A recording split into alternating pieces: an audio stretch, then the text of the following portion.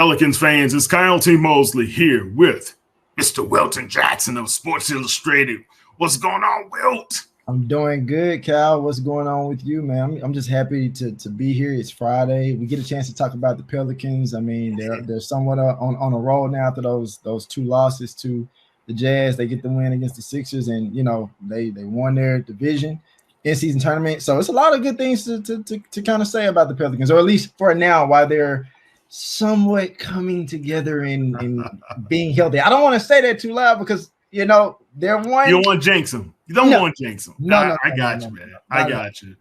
Look, a lot has been taking place since the last time you and I talked 2 weeks ago about the Pelicans. But the Pelicans right now, like you said, the knockout round, they advanced to the knockout round, going 3-1 in their division. The Houston Rockets, who were primed and ready to do so, all they had to do was knock off the Dallas Mavericks, but they couldn't do so. Well, thank you very much. We will take that in advance. But that should be a pretty good game in that knockout round. Let's talk a little bit about that. How do you see it going on?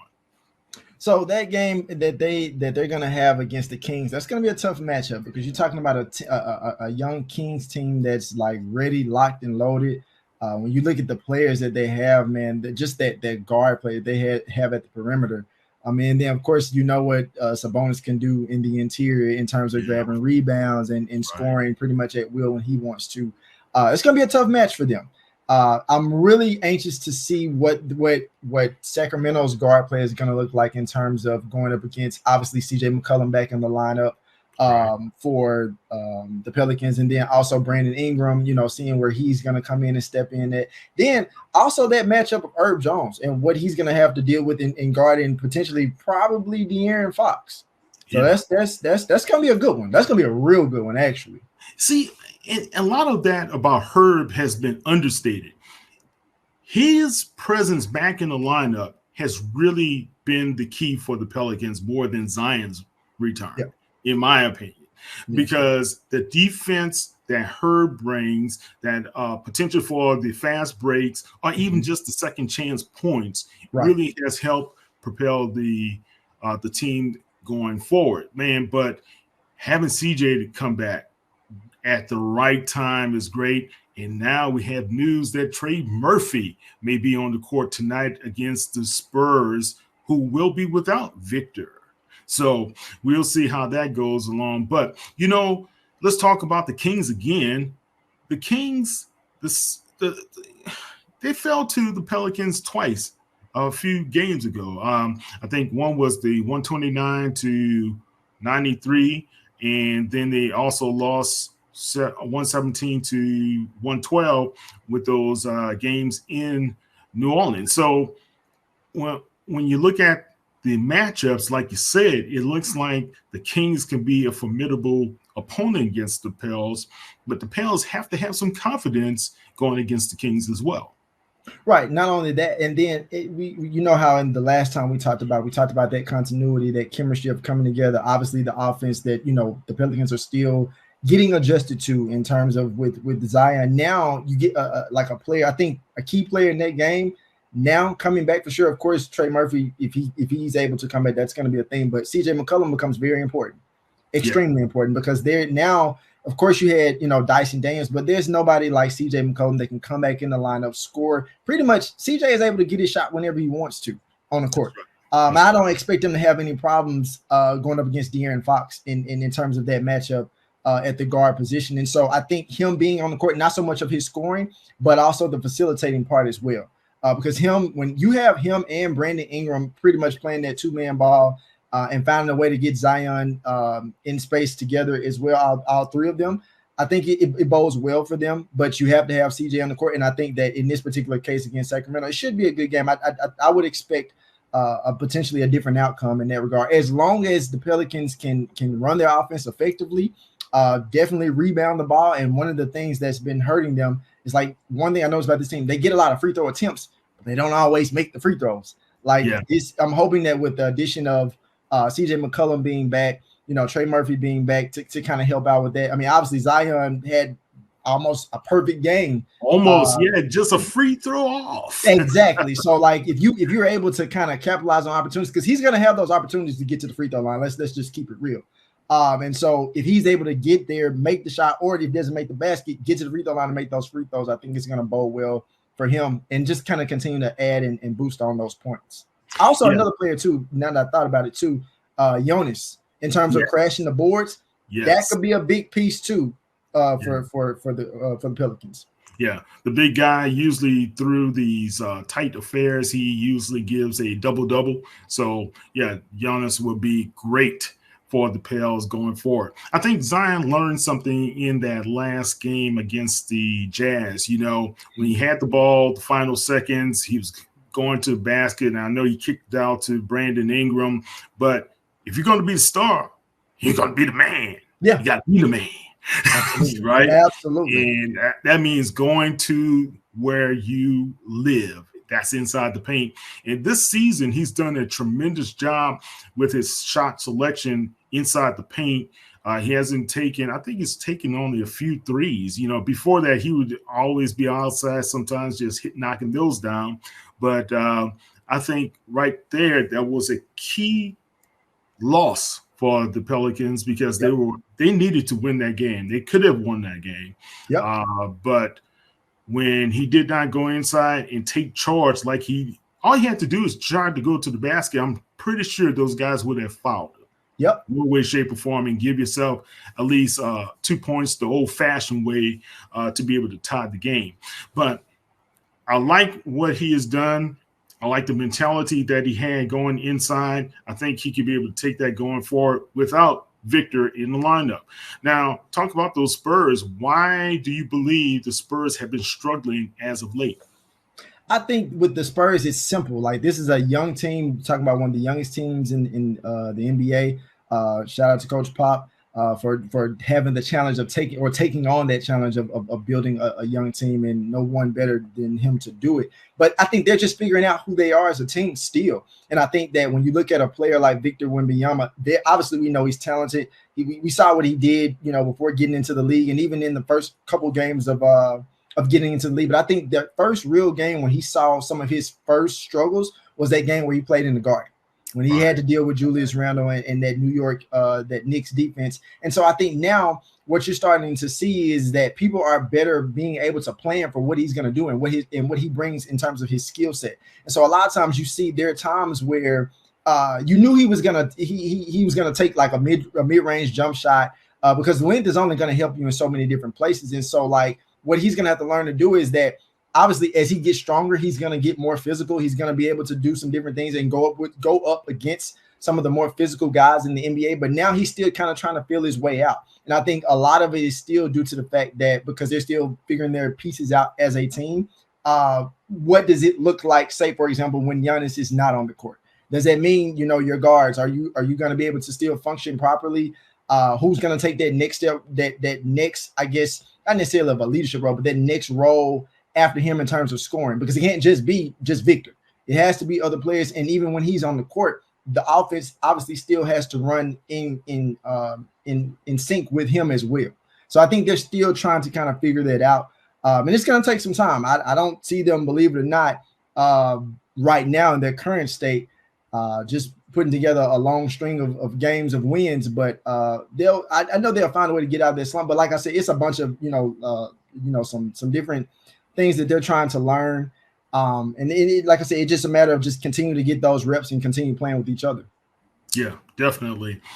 Guys, if you thought it was going to be immediate, stir them up and championship in San Antonio, think again. 3 wins, only 15 losses. The Pelicans, they are now at 10-9 themselves. Of course, the injury bug has been an issue, but it seems like the Pelicans are getting healthy. Like we said, CJ has returned. Trey Murphy may return tonight as well. But Larry Nance Jr., one of the key supporting guys, he re-aggravated his rib fracture in practice. And he's going to be sidelined against, I would say, for another 4 to 6 weeks out there. Hopefully Larry Nance can be able to come back, because one thing about Nance, He may not give you a whole lot of points, but he'll give you a lot of energy. He will give you a lot of passion and activity out there, going for balls, blocking, whatever needs to be done, that dirt work, that dirty work that needs to be done, he puts in that work. So hopefully Larry can be able to come back, as well as Jose Alvarado. We got news on yesterday from coach that he may miss tonight's game as well. There's still a possibility. If I looked on the last injury report, I think, let's see here. We are looking at him as questionable for tonight, and Trey Murphy is probable. Larry Nance is out, as well as we may get Matt Ryan back into the lineup, but he's doubtful right now, and we'll see how that goes. Any last comments or thoughts about these New Orleans Pelicans? I think, Kyle, right now, tonight is an opportunity for them to add another win. Like, no Victor. Zion is coming off of a big game. Essentially, I don't see anybody as a major threat to Zion doing damage in the post. He should continue doing damage in the post in this game against the Spurs. I'm looking to see, CJ McCollum obviously came back, had 20 points in 28 minutes in that game against the Sixers. This is another game to get the wind back under him, get back acclimated to, game speed and things like that. This is a game that I think could serve as I'm not going to say that it's just going to be an easy win because it's the Spurs, but I think this could be a good opportunity to continue to build on the chemistry that they're starting to build. And as you said, some of the main pieces coming back. Like I said, Jordan Hawkins, sharp shooting, he's still doing that. He needs to be able to see, like, okay, what is it like when we have all of these players together, and what does my role look like when people like CJ McCollum and the Trey Murphys and Zion, we're all in one accord. Does that mean I have the same amount of shots? Maybe not, but the shots that you do get, you got to be able to make them when it's time to make them. That's right. We call him Hawkeye. The young man has been points out, lights out at times, and sometimes he's gone into the FBI missing in action report. So trying to missing persons. But, that's what a rookie does. He's up and down. I mean, we don't expect a total consistency from him, but you do know that you're going to get some production out of him, as well as Dyson Daniels, who's done a very, very good job in lieu of having CJ out of the lineup. All right. Let's talk about this. The NBA knockout rounds are approaching, right? But as a whole, it looks like the excitement level has increased over the past couple of weeks. Why do you think this is going to be such a important year for this going forward? Yeah, I know we're talking about 500 grand payout, but it has to be something more to it than that. What's your thoughts, Will? So, Kyle, beyond, I know you've seen the movie All About the Benjamins, right? Yes, sir. Show me the money. It's all about the Benjamins. Okay, it's 500 grand. All right, I got it. In all seriousness, like that's only part of it. Shout out to LeBron for when I can't remember who the reporter that asked him was like, yeah, like, am I going to share it? We'll see about that. But no, I don't know. But in all seriousness, though, like, I think it gives players the energy, the passion, the motivation to play for something when you're just starting the season. I mean, because everybody's excited once the season starts off, and this is in any sport, but specifically the NBA. Everybody's excited. Everybody, you've been in training camp. You've been going up against your teammates, for X amount of time. And it's like, I want to play against somebody else. And now knowing that, the money is a motivator, but to play intense basketball in the first month, like the type of basketball that we're used to seeing in, March, April, May, June, when we start talking about the finals, you're getting that now. Like this matchup that we're going to get on Monday, Kings and Pelicans. Like, this is the same Kings team that was down to the Warriors and came back and beat them. Right? I almost cut the game off when the Warriors were winning. I was like, okay, well, Warriors they're gonna take care of this game. Then I watched. I said, maybe not, because this is not looking good. But I just say that to say, like, this is a young, up and coming, high flying Sacramento team with a lot of talent. Same with the Pelicans. Like I'm telling you, Kyle, and you know this better than me. If the Pelicans can stay healthy, who knows where they could go? Yeah. Look at and even just looking at, like, we know with the Lakers. I mean, obviously there's always the question mark with Anthony Davis, but LeBron, year 21, like, dude is still I mean, he's like a cyborg. You can't even describe it. Like, how are you able to do this? And then with the Suns, they've been on a tremendous streak. You know, obviously, you know, with Kevin Durant and D Book, but I'm obviously ready to see how Bradley Beal is going to really fit into that when they start kind of building into the mold of where they want to go. And we're not going to even talk about the East. Like, you know, of course, you got the Bucks and the Knicks that are going to play on Tuesday. Pacers, Celtics. Here's the thing. The Pacers, if you love offense, like, dude, oh my gosh. Yeah, you could not ask for more offense. That's right. They can score. Pelicans knew that. Yeah, so yeah, they can shoot it. It's going to be exciting, man, and I like the fact it's going to be in Vegas, and it's going to be close to holiday time and all the other stuff. And it's just, I think at first people were skeptical, right? Didn't know what to really think about how it was going to be tipping off this NBA in-season tournament. But now that it's here and you see how some of these guys are advancing, it's going to give us some good basketball, at least enough to talk about here in the media as well. Right. So we will continue to focus on those guys. But tonight, the New Orleans Pelicans host the San Antonio Spurs without Victor Wembanyama.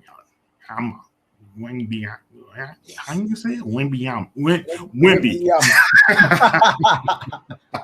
Just clowning, yeah, Wembanyama.